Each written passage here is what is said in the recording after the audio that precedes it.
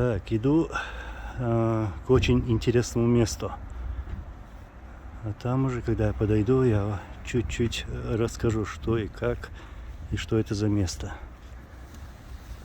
Вот, в общем, это здание справа. Я буду говорить про это здание. Вот, через переулок.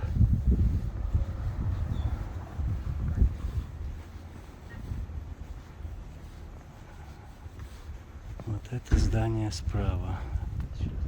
Вот это здание, которое находится от меня слева. Здесь родился Адольф Гитлер, который был фюрером нацистов. Он родился в 1889 году и прожил здесь 3 года. Но я вообще-то хочу поговорить о совсем другом. О другом фюрере, который сегодня смеет пугать все человечество. Я про те события, которые сегодня развернулись в мире по вине Путина. То есть я про Путина.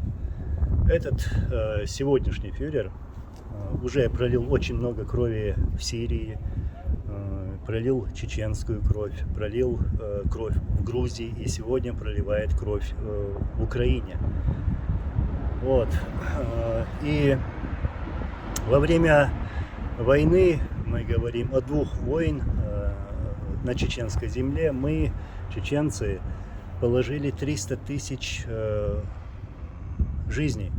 То есть Россия, эти фашисты, эти террористы убили у нас около 300 тысяч мирного населения. Из них 45 тысяч детей. И нас убивали российские фашисты. Сегодня такими же методами они убивают мирных жителей в Украине. Этот фюрер, этот фашист.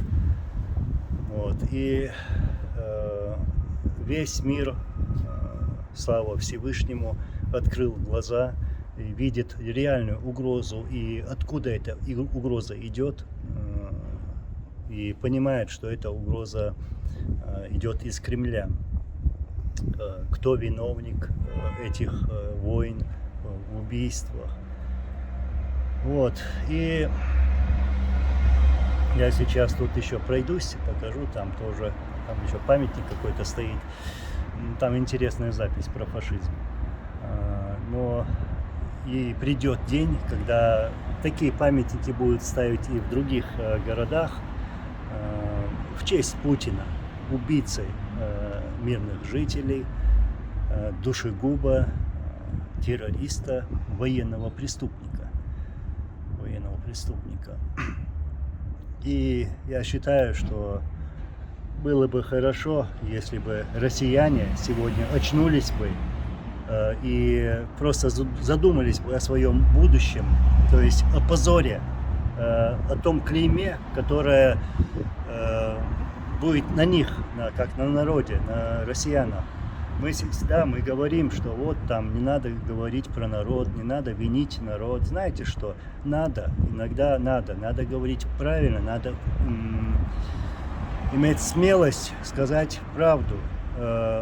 Сегодня россияне могут остановить этот беспредел, если встанут. Вот почему я говорю за них, даже как бы из-за беспокойства.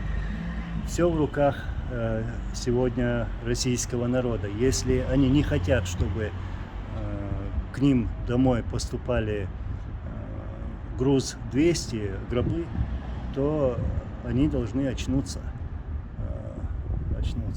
Сейчас я пройду в то место и там тоже расскажу про памятник. Вот, как я сказал, сейчас иду к этому памятнику, там покажу надпись. Тоже очень интересно, и я уверен, что такие камни появятся в разных городах. Вот эта надпись здесь. Можно понять, кто знает английский, кто знает немецкий, но это надпись на немецком языке. То есть здесь про фашизм, который убил миллионы людей. Миллионы людей. Вот сегодня российские фашисты убивают людей в других странах. Ну ничего, остановим. И в мире все будет спокойно. Все будет спокойно. На что мы надеемся. Вот, решил издалека показать это здание, вот, и тот памятник, который я показывал. Вот, в общем, здесь он родился.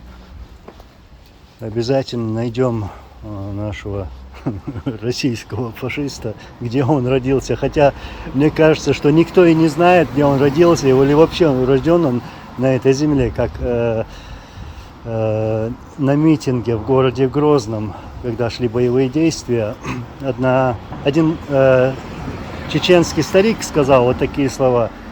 Вообще известно ли, что рожден ли он на этой земле, вот именно за те варварства, которые он совершал над чеченским народом. Я говорю про Путина. Вот. Но придет день, когда этот режим будет свергнут, и все народы заживут нормальной жизнью. И сам российский народ, и соседи. Вот. Но я считаю, что пока ему шею не сломают, этому Путину, все это не завершится.